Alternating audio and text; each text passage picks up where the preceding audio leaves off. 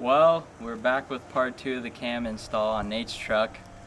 So a bunch of you don't know what actually happened to it, and I'll let him explain later. But this one we're going with a little more high performance cam. We're going with an entire engine on this cam install and the cam install, so I'll let him explain what happened.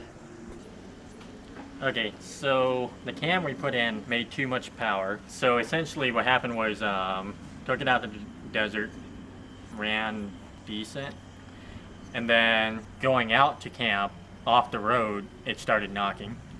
So then I figured, well, hell, AAA is not going to come pick me up off the road, so I just tried seeing how far it would go. Right when I got back to the main road, it threw a rod. So for you people who say that 300s are bulletproof, they're not. So we're going with this. It's probably the most hated Ford motor ever made. It's a 351M. So, and if you're not sure what a 351M is, it's part of the Cleveland family, but what they did was they took the 400, which is a taller deck, and de-stroked it down to a 351. So they essentially, the timeline is Ford took a 351 Cleveland and then turned it into a 400 and then turned the 400 back into a 351. So I don't really know why they made these motors, but the biggest problem with these is they have low compression from the factory, they have bad cam timing, and they have two barrels. They only have two barrels, and they're just filled to the brim with smog equipment, so they're really not very powerful at all from the factory. But they are reliable. It is a Ford after all. So we're going to fix the issue. We're going to put a new cam in it. From the factory they have like a 400 lift cam. This one's a 512 intake, 520 exhaust. It's nothing major. It's really just a truck cam. I have a new timing chain that'll fix new timing chain set that will fix the cam timing setup that they have from the factory. From the factory they're retarded 6 degrees, so that was to meet more smog regulations. And then I have a set of Australian Cleveland heads that are small chamber, small port, so they'll be good for this motor. So that'll fix the compression issue. It should bring it from the factory 8-to-1 to 10-to-1 this time. So overall, by the time we're done, it should be a pretty decent motor, and it won't be a typical dog 351M.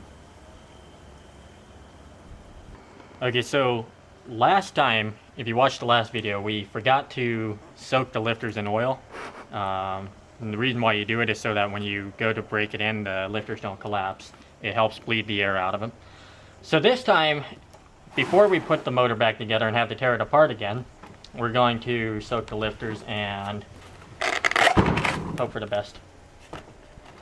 So, Well, we're going to put diesel oil on it because it has zinc. So yep. we're going to soak the lifters with that.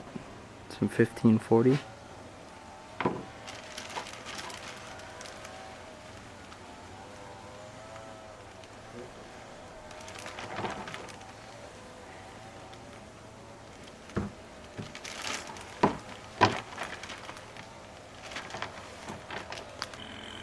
Well, you guys saw how dirty this engine was. We're going to go ahead and clean it with Super Clean. They're gracious enough to send me some of their products to try out. We're going to go ahead with the Tough Task Cleaner and Degreaser. We're not supposed to use this on anything that's painted aluminum, glass, or anything of that sort. Be careful on motorcycles, stuff like that. May take the paint off, and powder coated items. So this is super dirty, but you want to go ahead and make sure things cold and not warm. And obviously this engine is gonna be gone through, so it doesn't really necessarily matter if we get it in the lifter valley or anything. But if you're putting a motor together, obviously don't get it in important places like, you know, the lifter valley, or get it in your rotating assembly. But we're just gonna go ahead, go through on the side of the block here, and the oil pan. The oil pan's coming off, so go ahead, show you guys the power of the product.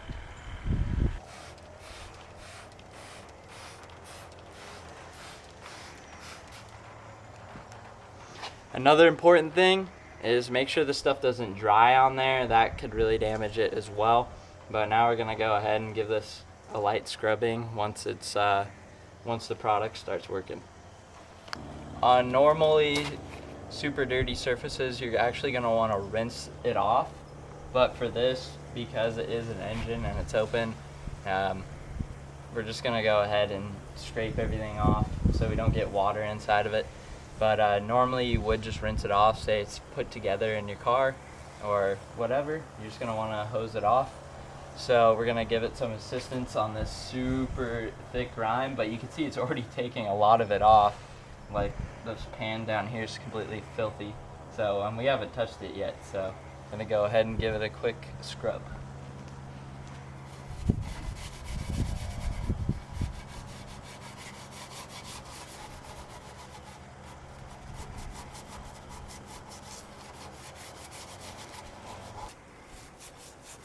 This stuff's coming off pretty easily. I'm just using a Scotch-Brite pad and like barely any effort, and the stuff's just like coming right off. So I'm gonna go ahead and clean some of this excess up real quick, and then I'll get back with you. Well, you can see it's already super clean. Literally just with only a couple minutes of time and super clean products. It took like 40-50 years of grime off this poor old engine, and so now we got the super satisfying part, timing cover, as well as the other side and the front of the oil pan, and we'll go ahead and clean that up. We're gonna try the aerosol can now and then go from there. Alright, so now we're gonna go ahead and use the aerosol can. It's a new thing. This stuff's made for engines and barbecues as well as brake jobs, so this is perfect for the engine we're doing. So we're going to try this out on the other side of the motor, and yeah, so this stuff pretty much same as this, just allow time for it to kind of do its job and then make sure it doesn't dry out, and then go ahead and rinse it off. But this engine's disassembled, as I said before, so we're just going to go ahead and use some rags and stuff and clean it off, and it works really well. So watch me as I do this. So you can see this oil pan's coated on the other side, of course, and the block's really dirty. So we're gonna go ahead and start cleaning this up. You see it foams up. Super nice.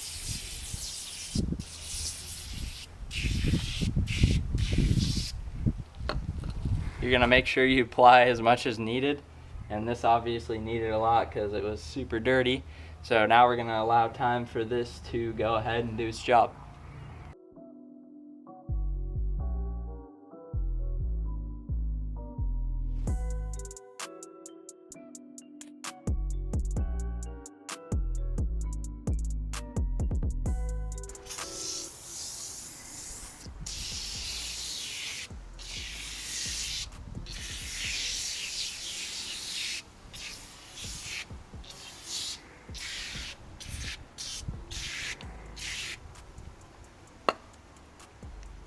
Well, as you can see, she's very clean now. All it took was a couple coats of the aerosol can, and the foams up, and you can really see all the dirt that comes out and ends up in the pan. So all it took was just waiting a few minutes and then just scrubbing it down a little bit, because we're not going to hose it off. So that's what it looks like now. It's very clean, so thank you, Super Clean.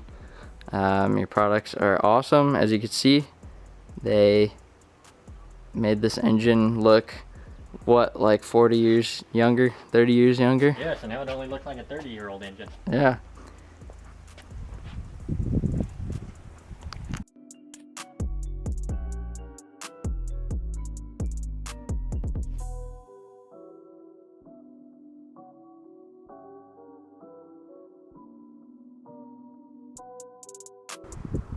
Well, if you want this stuff for your house and use it to clean your cars, wheels, everything, basically up to your bathroom sink, is what it says, as well as even your messy garage floors from oil stains, which we'll probably be using this as well. You can pick up Super Clean at Walmart, O'Reilly, Menards, Napa, Ace Hardware, AutoZone, Lowe's, anywhere really. They seem to have it almost anywhere, so you can find this stuff at tons of places, even in store near you. So go give it a try and let us know what you think. There must be something I'm missing. Oh, it's probably... Alright, so we got the timing cover off and we made an absolutely just lovely discovery. You know, people, this is what we call peak performance. See? Just a little bit of looseness here. See this? Dude, side? that's And perfect. Yeah, that's just exactly dialed. This is variable valve timing. Yep. So, do we know if there's any precious metals in the oil pan or no? Doesn't look like it.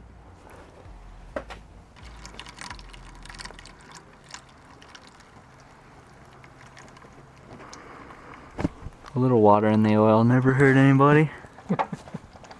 It's just condensation. Yeah.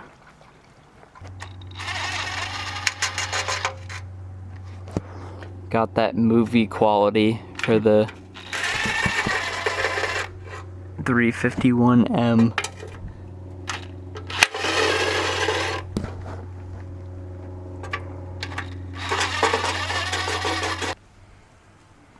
Got some good old blown head gasket or rainwater or sitting in the back of Nate's truck water or water Oh, it's and better sludge. better than metal shavings. Yeah. Let's see, how deep is the sludge?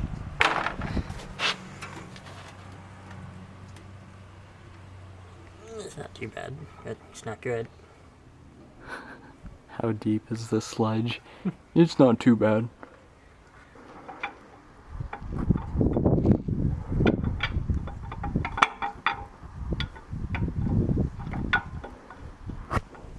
P-cam.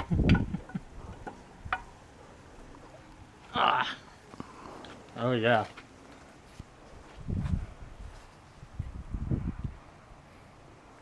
Well, that's what a 410 cam looks like. Exactly how Ford meant for you to remove the lifters. Trust me, this follows procedure.